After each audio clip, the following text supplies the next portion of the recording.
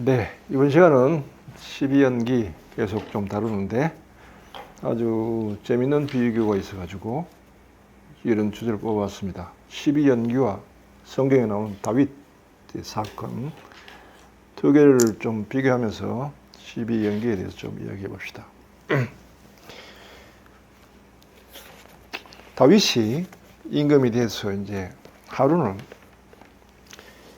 저녁에 잠자리에 들었는데 잠은 안 오고, 그래서 왕궁의 옥상에 이제 올라갔어요. 옥상에 올라가서 이렇게 거닐다 보니까 저 건너편 집에서 웬 여인이 목욕을 하고 있었던 거예요. 그게 눈에 들어왔어요. 그런데 그 여인이 너무나 아름다웠어요. 다윗의 눈에.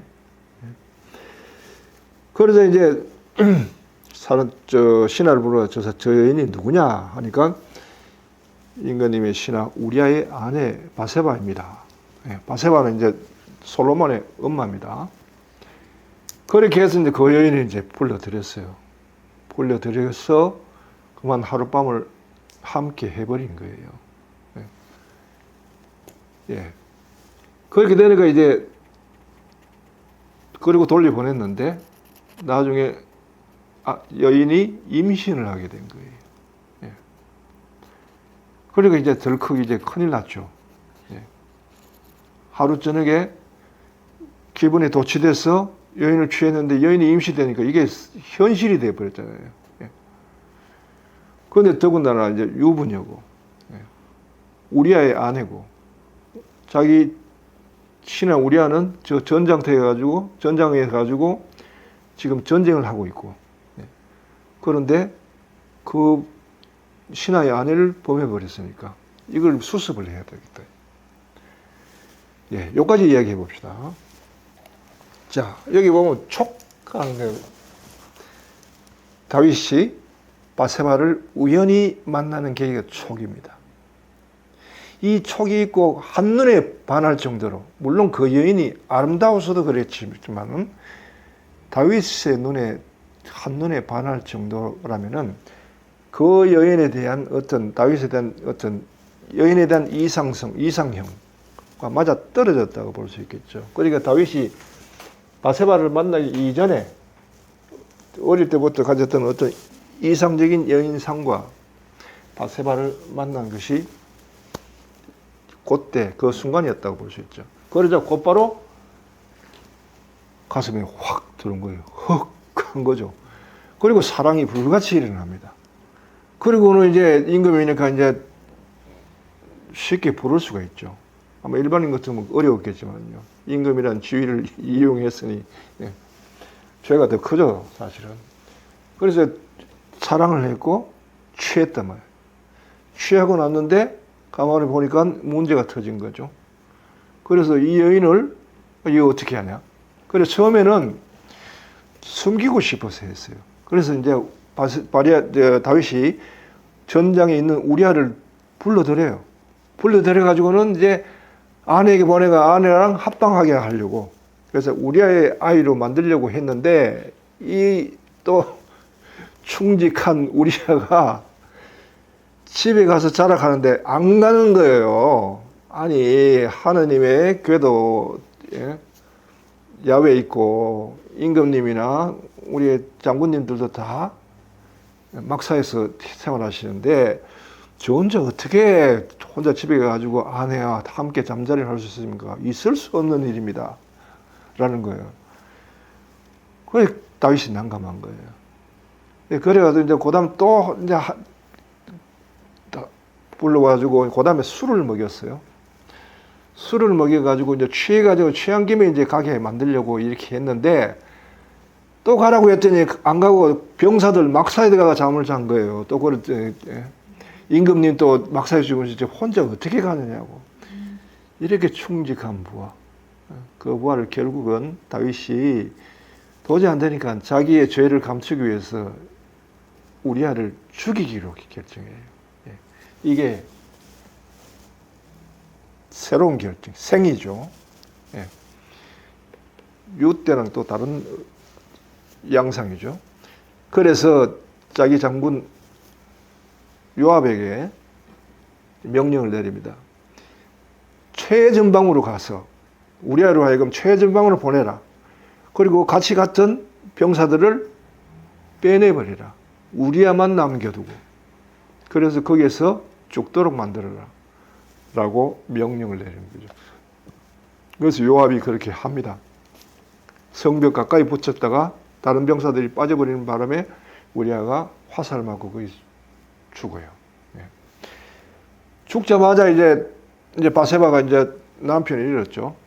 그래서 장례 기간을 이제 치르고 그 다음에는 다윗의 아내가 되어버린 거예요. 예. 다윗이 그 여인을 취한 거예요. 자, 이것이 이제 생애에 해당합니다. 자, 노사는 뭐냐? 이걸 보고 이제 하느님이 진노를 하신 거예요. 예. 그래가지고 당신의 예언자 나달을 이제 다윗에게 보냅니다. 그리고는 다윗의 이제 비유로서 이야기하죠. 임금님, 좀 심판해 달라. 어떤 고을에 부자가 있었는데 그는 양떼, 소떼를 많이 가지고 있는 사람이었고 또 가난한 농부가 있었는데 그 사람은 집이 가난해가지고 겨우 양 한 마리 암양을 사서 이제 함께 살고 있었다. 그래서 이 가난한 농부는 암양을 자기가 먹는 것을 나눠주고 자기가 잠자리에서도 같이 옆에 데리고 자면서 애지중지 마치 딸처럼 키웠습니다. 그런데 하루는 이제 부자의 집에 손님이 찾아왔는데 부자가 가만히 생각하니까 자기 양을 잡아서 죽 바치기에는 대접하기에는 자기 양이 아까우니까 가난한 그 농부의 집에 가서 한 마리밖에 없는 그 암양을 빼들어 와가지고 그 양을 죽이고 요리를 해서 손님 대접을 했습니다. 이걸 어떻게 해야 됩니까? 판단해 주십시오. 하고 하니까 다윗이 노발대답을 하면서 저런 죽일 놈이 있나? 당장 그놈을 교성에 쳐야 된다. 그리고 그 양의 4배를 보상해야 된다. 라고 그냥 판결을 내리는 거죠. 그러자 나달이 가만히 있더니 마지막으로 던진 겁니다. 그 부자가 바로 임금님 당신입니다. 당신은 충직한 부하 우리아의 아내를 빼앗기 위해서 그를 전장으로 보내서 죽이는 죄를 범했습니다. 하나님이 진노하십니다. 여기에 대해서 반드시 물을 것입니다. 그러면서 한 말이 너는 몰래 남의 아내를 너의 침실로 들어와서 범했지만은 나는 네 아내를 다른 사람에게 대놓고 범하도록 만들겠다. 이게 하나님의 벌입니다. 그래서 다윗이 이제 그때서야 뉘우치고 잘못했다고 하나님께 용서를 비니까 이제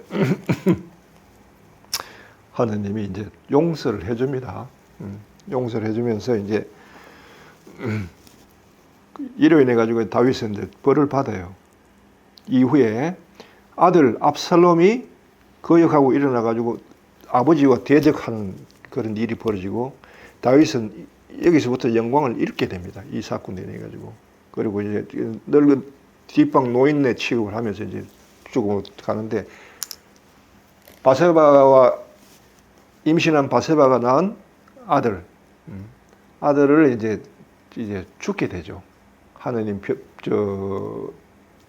병을 내려가지고 거의 죽게 되는데 다윗이 그걸 살려달라고 기도하면서 7일 동안을 그냥 밤낮 없이 기도하면서 그 단식하고 기도하면서 애കൾ 복구를 이렇게 하나님께 했는데